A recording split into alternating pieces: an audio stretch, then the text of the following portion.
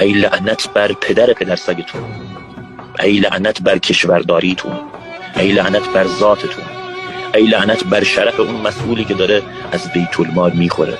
دیشب یه خانم تو دایرکت به من پیام داده من نمیذارم بچه هم برم مدرسه، تو که کمک میکنی به مردم لطفا به منم کمک کن. گفتم چرا؟ و وقتی که من ندارم، شوهرم زندانه، من بعد درآمد ندارم، به هر حرومزاده‌ای میرم رو میندازم که بیا زیر من بخواب، چرا بذارم بچه‌م بره مدرسه؟ بذار تو خونه بشینم.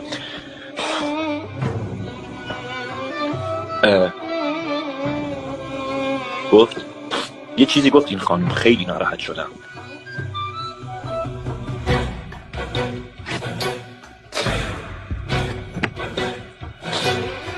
گفت 3 روزه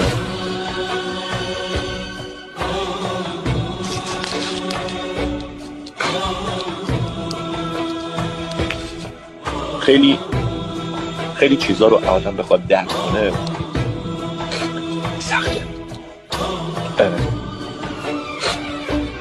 گفت 3 روزه یه قابلمه رو گذاشتم، هی آب توش میریزم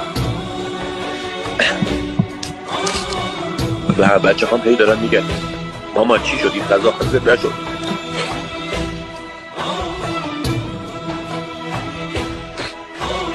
شرایط خیلی بدیه، ولی خب